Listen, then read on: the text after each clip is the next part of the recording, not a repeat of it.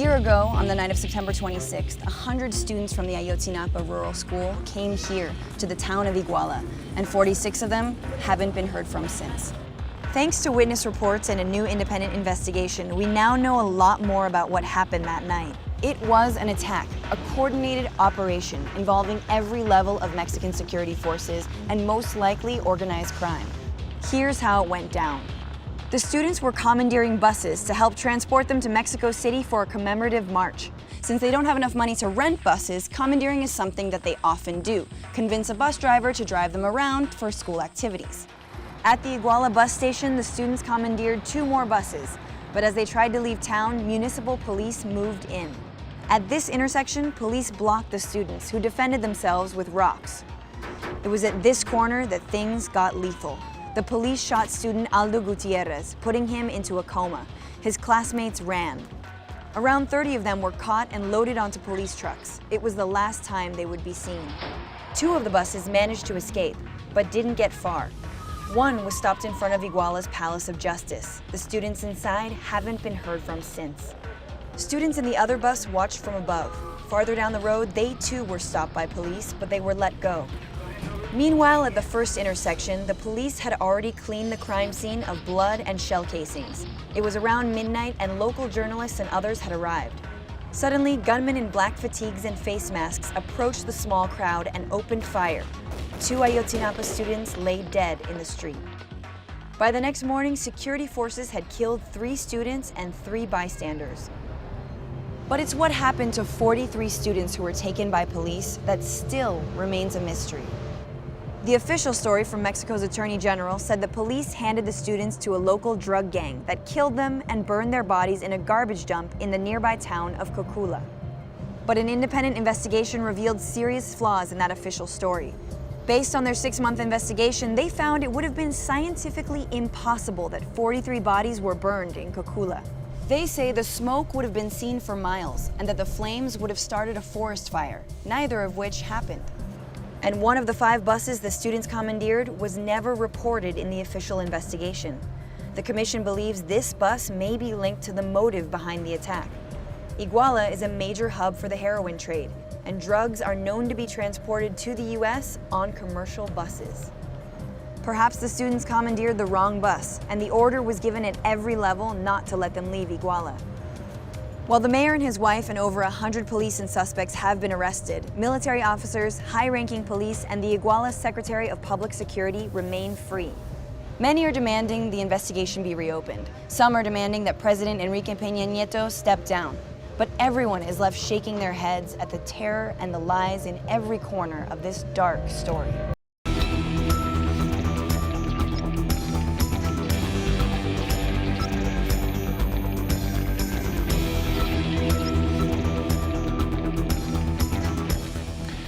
It has to be one of the world's most mysterious, most macabre disappearances of a group of people. 10 years since 43 Mexican students vanished. Since then, botched investigations amid intense levels of corruption exposed. It was in September 2014 that the young trainee teacher studying at a college known for its history of radical left-wing activism went missing. As was local tradition, they'd commandeered several buses to travel to a commemoration protest in Mexico City.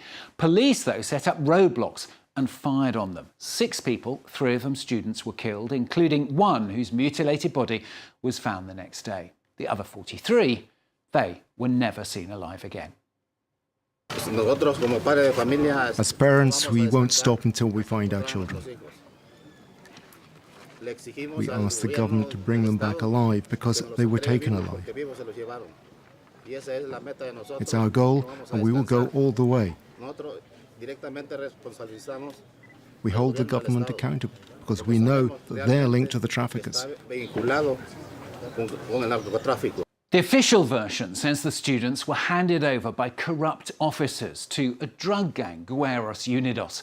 Their bodies then burnt and thrown into a stream. That, though, has been proven to be false by scientific evidence. And indeed, it was shown that all those who'd self-incriminated themselves in telling the story had been tortured. Since then, many other police and military personnel, also high-level officials, have been accused of crimes many relatives believe in a full cover-up. Tens of thousands of people have gone missing during the drug wars in Mexico, but it is the case of the 43 that still enrages people.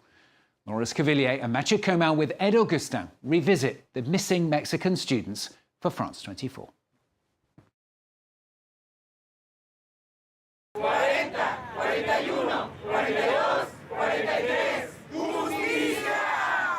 Almost 10 years. 10 years of coming every month, tirelessly, to the Zócalo, Mexico City's central square, and asking the same question: where are the 43 students? Once again, the only thing we want to know is, where are our children? They took them alive.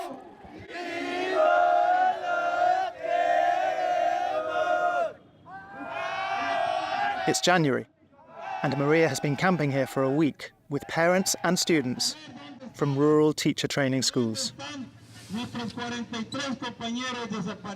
They've come from all over the country in solidarity. We're cold, we're not eating well. Sometimes we don't sleep. But for us, the most important thing is that one day we learn the truth. Maria's son, José Eduardo, was just 19 when he disappeared.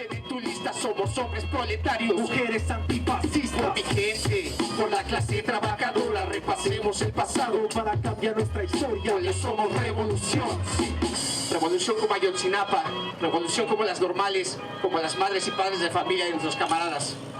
Y me siguen acá, por favor. These families came to demand a meeting with Mexican President Andrés Manuel López Obrador. Despite demonstrating for several days, he won't receive them.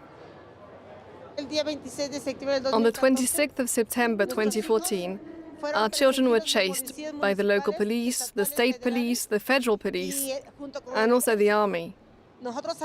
We know that the army took some of those students away, but when investigators tried to find out what the army did that night, they were blocked. A group of independent investigators reported that several hundred documents have gone missing from the army's records. The role the military played that night is still the investigation's central question. But the president denies any documents are missing. Despite what the manipulative media may say, the important thing here is to have a clear conscience. We published everything. The army has released all the documents it had.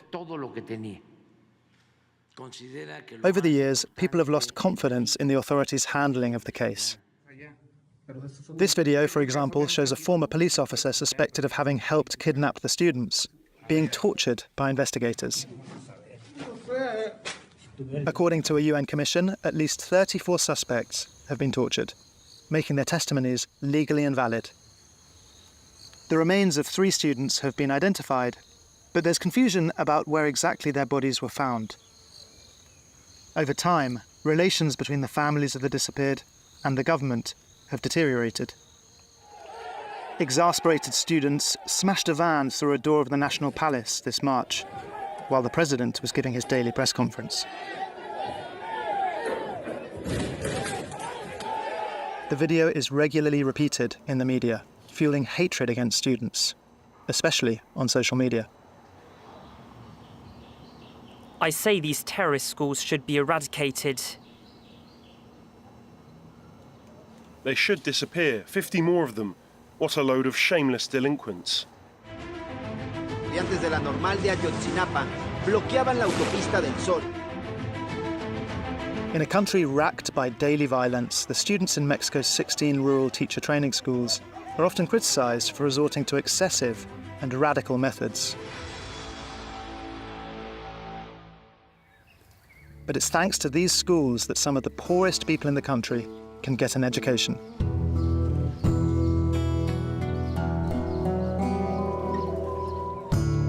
It's 7 in the morning at the school in Ayotzinapa.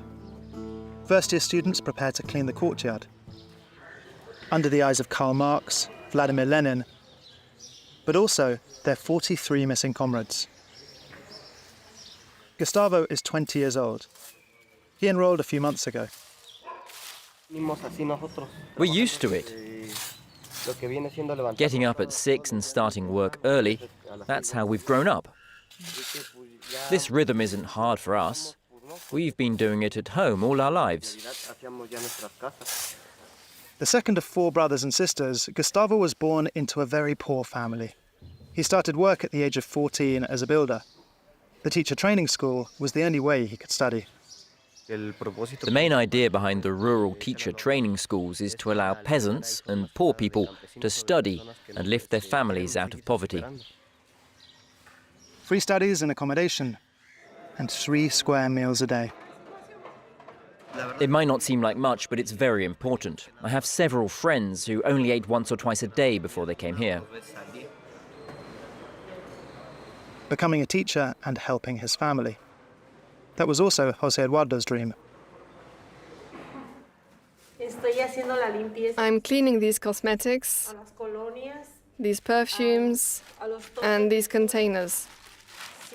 I sell them to make a modest living. Maria is a street vendor. Together with her husband, she earns just enough to get by. It was so hard when my son disappeared.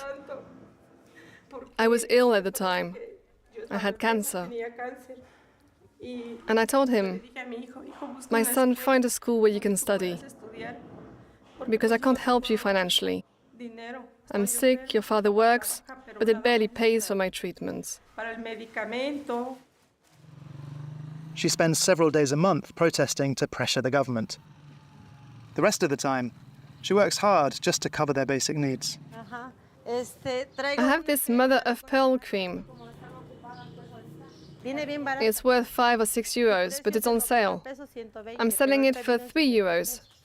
Are you interested? Sometimes I sell, sometimes not. Every penny counts. Hello, Mr. Perez. Do you need shampoo?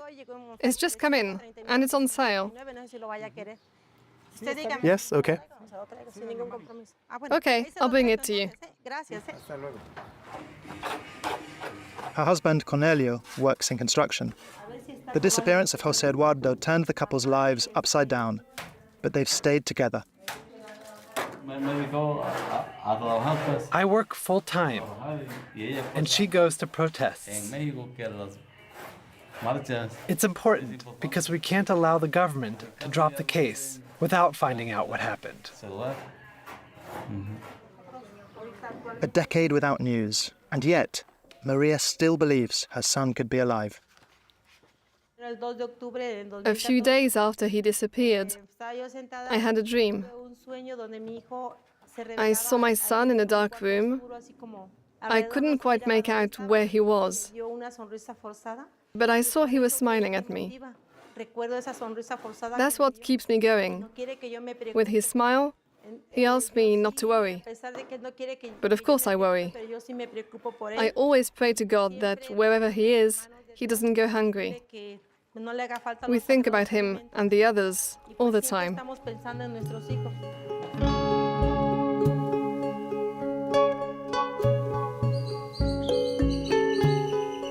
At the teacher training school in Ayotzinapa, the number 43 is everywhere. Gustavo was barely 10 years old at the time. I was a child, and so I didn't really understand what had happened. I only understood when I was older, and I started to feel angry.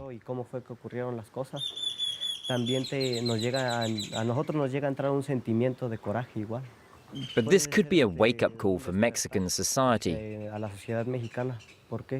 because it reminds us that when the government wants to, it can simply silence voices it doesn't like. In the rural teacher training schools, as well as academic classes, students raise animals and work the fields with rustic tools. They're trained to work in poor, isolated regions. In this morning's classes, the students talk about their first immersive training to be primary school teachers. There are a lot of conflicts in this village, and in the end, this affects the children.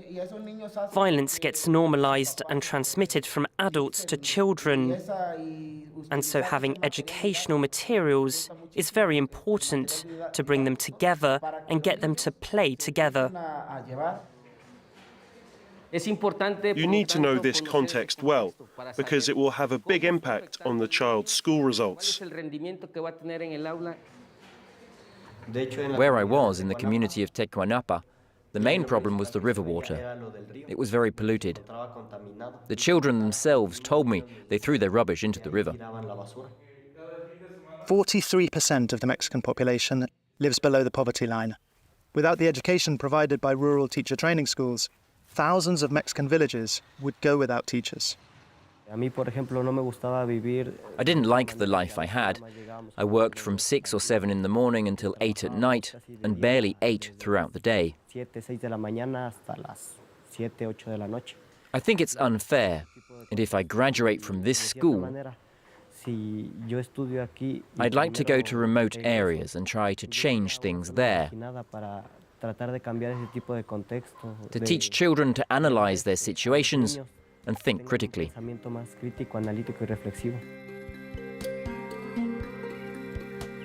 Guerrero, where the Ayotzinapa school is located, is one of the poorest states in Mexico. A state where drug cartels are fighting a merciless war against each other. Alejandro, who studied at the school, has worked as a teacher in a hamlet for 12 years. He does what he can to keep his students in class. I have 12 students, but for various reasons, it's very rare that they're all in class. Some parents take them to work, others cannot feed them enough, some children get ill, with lung infections, for example. Today, there are only 8 kids in class. Here, mobile phones have no signal. We can't make calls. The Electricity Commission has only just installed internet for us, but it rarely works. With a salary of around 500 euros per month, he sometimes shares his meal with students who come to school on an empty stomach. I've always said, studying at the Ayotzinapa teacher training school has been one of the best things that's ever happened to me.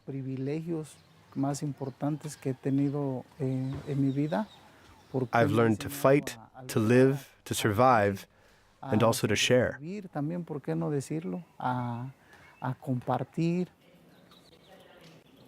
Months go by, and Mexico elects a new president. Claudia Sheinbaum, López Obrador's appointed successor. Me comprometo a que no les voy a defraudar. The third administration since the students' disappearance. Somewhere between weariness and hope, students continue to demonstrate on the 26th of every month. Do you have hope that the next government will solve the case? Honestly, no. I can't trust any government on this. No government tells the truth. They just create smokescreens.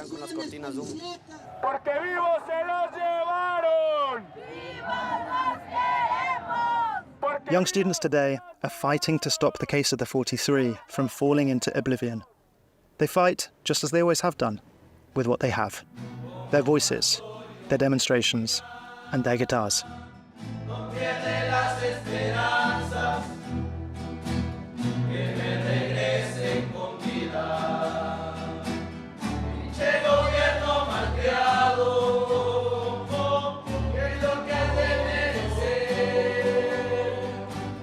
Yo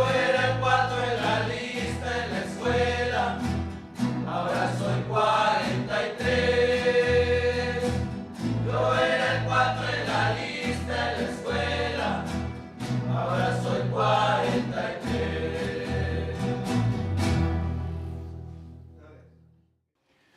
Laurence Cavilier and Mathieu Comin with Ed Augustin revisiting the missing Mexican students for France 24. Well, that's all from this week's edition. You can catch it and all the other editions as well on our website at france24.com. Thanks for watching.